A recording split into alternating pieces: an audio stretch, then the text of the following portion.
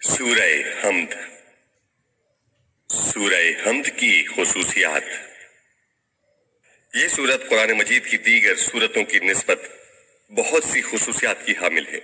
इन इम्तियाजात का सरचश्मा मंदरज झैल खूबियां हैं। लबो लहजा और उसलूब बयान करना। ये सूरत दीगर सूरतों से इस लिहाज से वाज़ेह इम्तियाज रखती है कि वो खुदा की गुफ्तगू के उन्वान की हामिल हैं और ये बंदों की जबान के तौर पर नाजिल हुई है।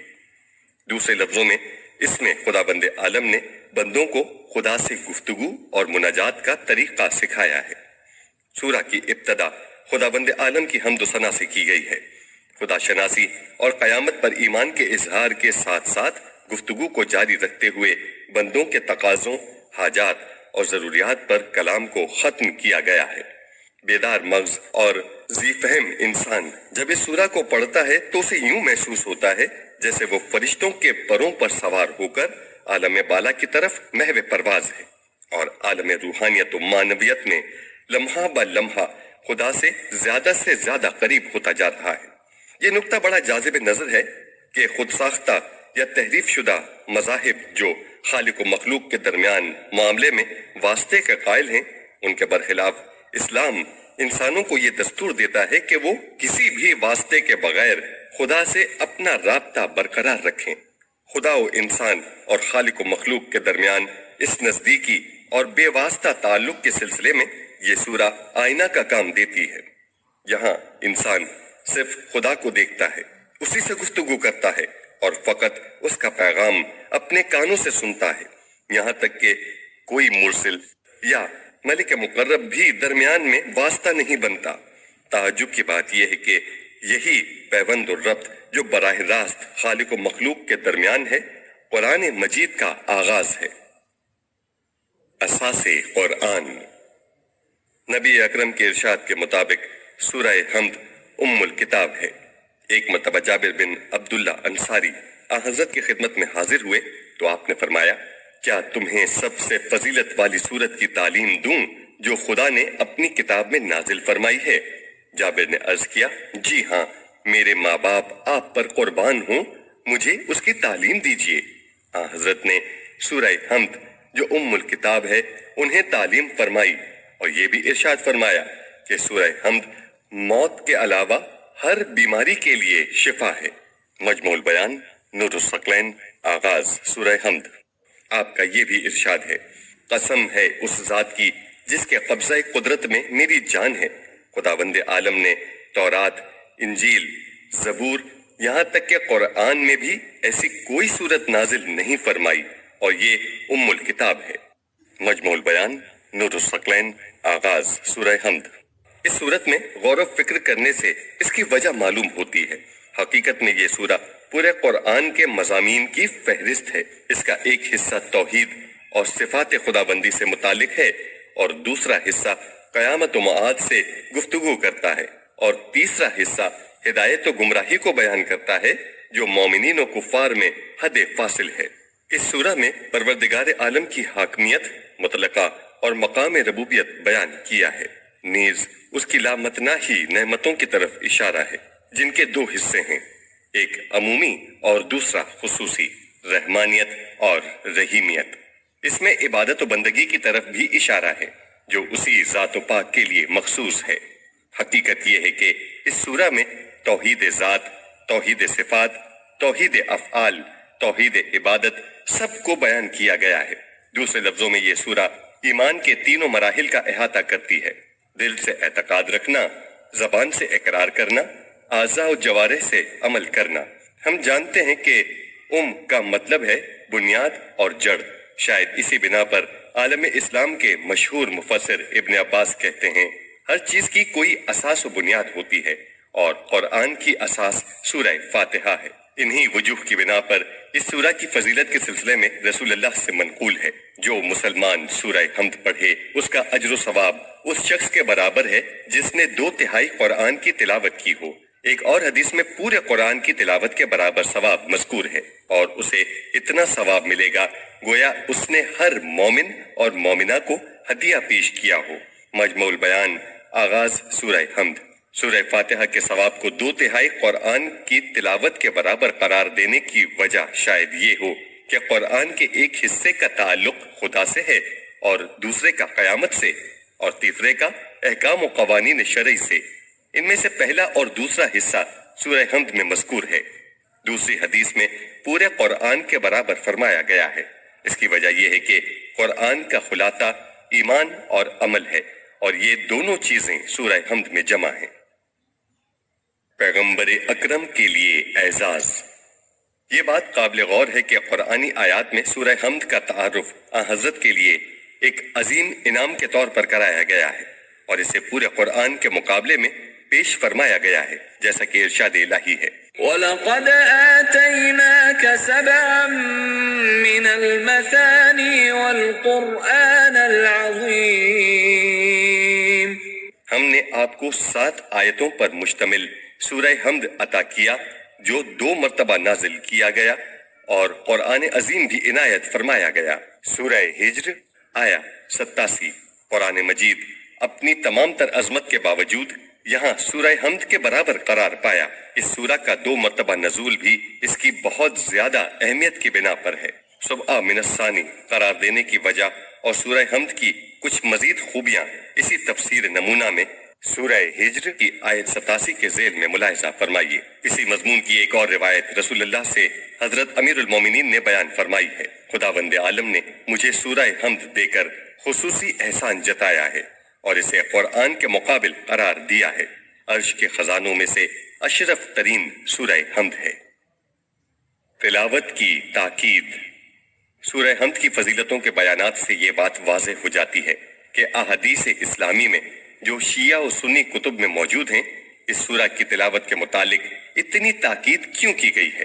اس کی تلاوت انسان کو روح ایمان بخشتی ہے اور اسے خدا کے نزدیک کرتی ہے، اس سے دل کو جلا ملتی ہے اور روحانیت پیدا ہوتی ہے، اس سے انسانی ارادے کو کامیابی میسر آتی ہے۔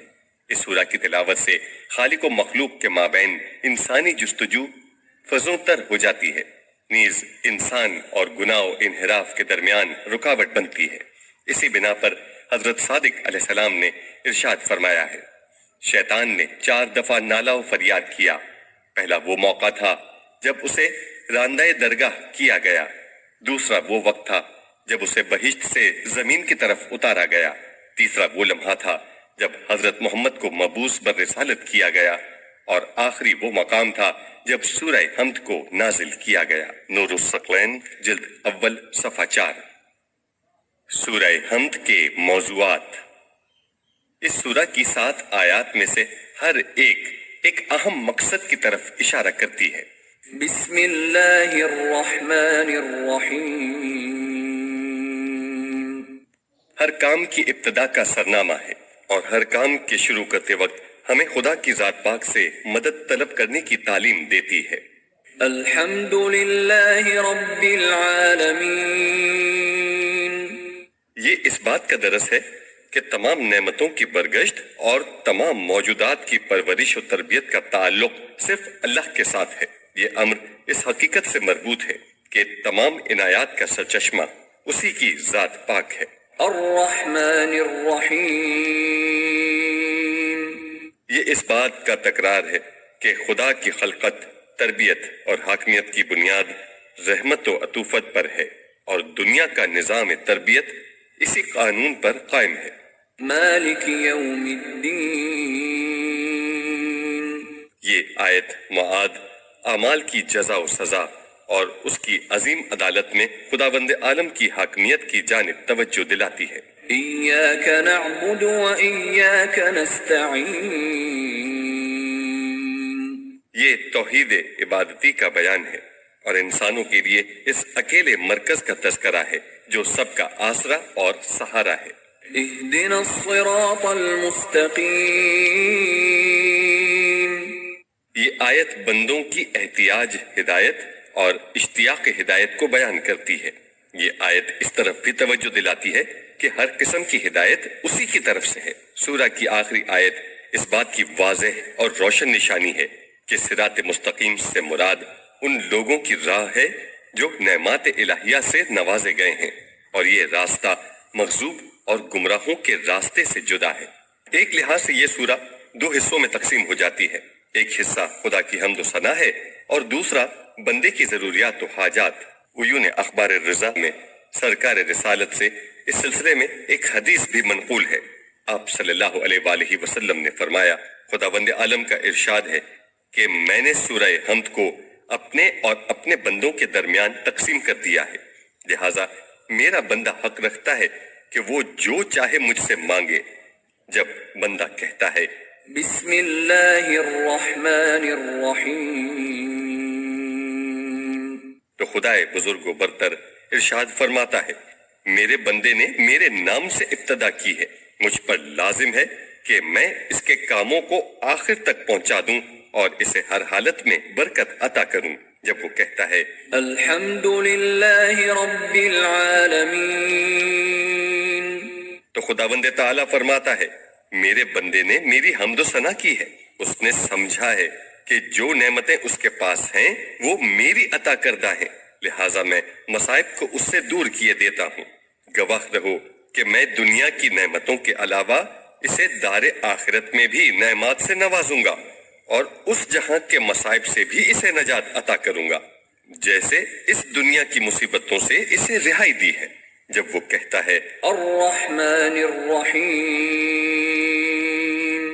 تو خداوند عالم فرماتا ہے، میرا بندہ گواہی دے رہا ہے کہ میں رحمان و رحیم ہوں۔ گواہ رہو کہ میں اس کے حصے میں اپنی رحمت و عطیات زیادہ کیے دیتا ہوں۔ جب وہ کہتا ہے مالک یوم الدین،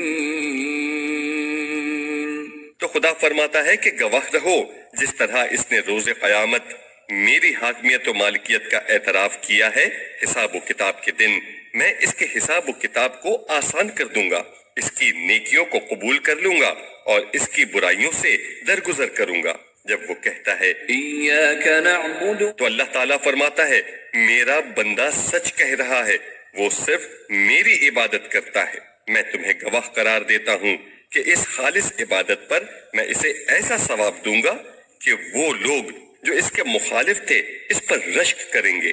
جب وہ کہتا ہے ایاک نستعین، تو خدا فرماتا ہے، میرے بندے نے مجھ سے مدد چاہی ہے اور صرف مجھ سے پناہ مانگی ہے۔ گواہ رہو اس کے کاموں میں میں اس کی مدد کروں گا، سختیوں اور تنگیوں میں اس کی فریاد کو پہنچوں گا اور پریشانی کے دن اس کی دستگیری کروں گا۔ جب وہ کہتا ہے اهدنا الصراط المستقیم، صراط الذین انعمت علیہم غیر المغضوب علیہم ولا الضالین۔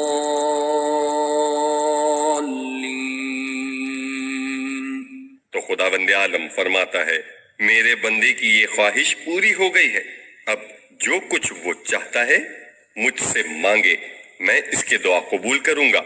جس چیز کی امید لگائے بیٹھا ہے وہ اسے عطا کروں گا اور جس چیز سے خائف ہے اس سے مامون قرار دوں گا۔ المیزان جلد اول صفحہ 37 بحوالہ عیون اخبار رضا۔ اس سورہ کا نام فاتحۃ الکتاب کیوں ہے؟ فاتح الکتاب کے معنی ہے آغاز کتاب، قرآن کرنے والی۔ مختلف روایات جو نبی اکرم سے نقل ہوئی ہیں ان سے واضح ہوتا ہے کہ یہ سورت حضرت کے زمانے میں بھی اسی نام سے پہچانی جاتی تھی۔ یہیں سے دنیا اسلام کے ایک اہم ترین مسئلے کی طرف فکر کا دریچہ کھلتا ہے اور وہ ہے جمع قرآن کے بارے میں۔ ایک گروہ میں یہ بات مشہور ہے کہ قرآن مجید نبی اکرم صلی اللہ علیہ وآلہ وسلم کے زمانے میں منتشر و پراگندہ صورت میں تھا اور آپ کے بعد حضرت ابو بکر، حضرت عمر یا حضرت عثمان کے زمانے میں جمع ہوا۔ لیکن فاتح الکتاب سے ظاہر ہوتا ہے کہ قرآن مجید پیغمبر اکرم کے زمانے میں اسی موجودہ صورت میں جمع ہو چکا تھا اور اسی سورہ حمد سے اس کی ابتدا ہوئی تھی، ورنہ یہ کوئی سب سے پہلے نازل ہونے والی سورہ تو نہیں جو یہ نام رکھا جائے، اور نہ ہی اس سورہ کے لیے فاتح الکتاب نام کے انتخاب کے لیے کوئی دوسری دلیل موجود ہے۔ بہت سے دیگر تدارک بھی ہمارے پیش نظر ہیں جو اس حقیقت کے معید ہیں کہ قرآن مجید بصورت مجموعہ جس طرح ہمارے زمانے میں موجود ہے اسی طرح پیغمبر اکرم کے زمانے میں آپ کے حکم کے مطابق جمع ہو چکا تھا۔ ان میں سے چند ایک ہم پیش کرتے ہیں۔ ایک، علی بن ابراہیم نے حضرت امام صادق سے روایت کیا ہے، رسول اکرم نے حضرت علی سے فرمایا کہ قرآن ریشم کے ٹکڑوں، کاغذ کے پرزوں اور ایسی دوسری چیزوں میں منتشر ہے، اسے جمع کر دو۔ اس پر حضرت علی مجلس سے اٹھ کھڑے ہوئے اور قرآن کو زرد رنگ کے پارچے میں جمع کیا اور پھر اس پر مہر لگا دی۔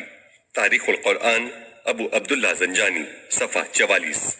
دو، اہل سنت کے مشہور مؤلف حاکم نے کتاب مستدرک میں زید بن ثابت سے نقل کیا ہے، ہم پیغمبر کی خدمت میں قرآن کے پراگندہ ٹکڑوں کو جمع کرتے تھے اور ہر ایک کو نبی اکرم کی رہنمائی کے مطابق اس کے مناسب محل مقام پر رکھتے تھے، لیکن پھر بھی یہ تحریریں متفرق تھیں، چنانچہ پیغمبر اکرم نے علی کو حکم دیا کہ وہ انہیں ایک جگہ جمع کریں۔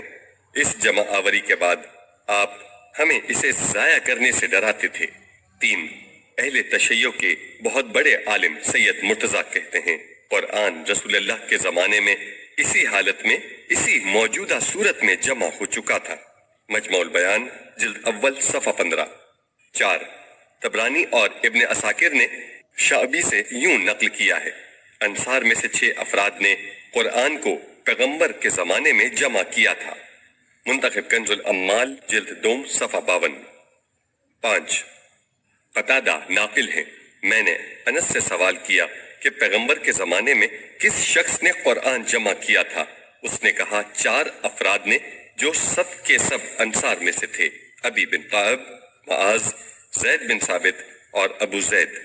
صحیح بخاری جلد 6 صفحہ 103۔ ان کے علاوہ بھی روایات ہیں جن کا ذکر کرنا طول کا باعث ہوگا۔ بہرحال یہ احادیث جو شیعہ اور سنی کتب میں موجود ہیں ان سے قطع نظر اس سورہ کے لیے فاتح الکتاب کے نام کا انتخاب اس موضوع کے اثبات کا زندہ ثبوت ہے۔ ایک اہم سوال، یہاں یہ سوال پیدا ہوگا کہ اس بات کو کیسے باور کیا جا سکتا ہے کہ قرآن رسول اللہ کے زمانے میں جمع ہوا، جبکہ علماء کے ایک گروہ میں مشہور ہے کہ قرآن پیغمبر اکرم کے بعد جمع ہوا ہے، حضرت علی کے ذریعے یا دیگر اشخاص کے ذریعے؟ جواب، جو قرآن حضرت علی نے جمع کیا تھا وہ قرآن تفسیر، شان نزول آیات وغیرہ کا مجموعہ تھا۔ باقی رہا حضرت عثمان کا معاملہ تو ہمارے پاس ایسے قرائن موجود ہیں جن سے معلوم ہوتا ہے کہ انہوں نے اختلاف قرأت کو روکنے کے لیے اسے ایک قرأت اور نقطہ گزاری کے ساتھ معین کیا، کیونکہ اس وقت تک نقطے لگانا معمولات میں داخل نہیں تھا۔ رہا بعض لوگوں کا یہ اصرار کہ قرآن کسی طرح بھی رسول اللہ کے زمانے میں جمع نہیں ہوا، اور یہ اعزاز حضرت عثمان خلیفہ اول یا خلیفہ دوم کو حاصل ہوا ہے۔ شاید اس سے زیادہ تر مقصود فضیلت سازی ہے۔ یہی وجہ ہے کہ ہر گروہ اس فضیلت کی نسبت خاص شخصیت کی طرف دیتا ہے اور اسی سے متعلق روایت پیش کرتا ہے۔ اصولی اور بنیادی طور پر یہ کس طرح باور کیا جا سکتا ہے کہ نبی اکرم نے اس اہم ترین کام کو نظر انداز کر دیا ہو، حالانکہ آپ تو چھوٹے چھوٹے کاموں کی طرف بھی توجہ دیتے تھے، جبکہ قرآن اسلام کا اصول اساسی ہے، تعلیم و تربیت کی عظیم کتاب ہے اور تمام اسلامی پروگراموں اور عقائد کی بنیاد ہے۔ کیا نبی اکرم کے زمانے میں جمع نہ ہونے سے یہ خطرہ پیدا نہیں ہو سکتا تھا کہ قرآن کا کچھ حصہ ضائع ہو جائے یا مسلمانوں میں اختلافات پیدا ہو جائیں؟ علاوہ ازیں حدیث ثقلین جسے شیعہ و سنی دونوں نے نقل کیا ہے گواہی دیتی ہے کہ قرآن کتابی صورت میں رسول اللہ کے زمانے میں جمع ہو چکا تھا۔ پیغمبر اکرم نے فرمایا، میں تم سے رخصت ہو رہا ہوں اور تم میں 2 چیزیں بطور یادگار چھوڑے جا رہا ہوں، خدا کی کتاب اور میرا خاندان۔ وہ روایات جو دلالت کرتی ہیں کہ حضرت صلی اللہ علیہ وآلہ وسلم کی زیر نگرانی صحابہ نے قرآن جمع کیا تھا، ان میں صحابہ کی تعداد مختلف بیان ہونے کی وجہ یہ ہو سکتی ہے کہ ہر روایت نے چند ایک کی نشاندہی کی ہے۔ اس سے کام فقط ان شخصیتوں میں منحصر نہیں ہو جاتا، لہٰذا یہ پہلو باعث اختلاف نظر نہیں ہونا چاہیے۔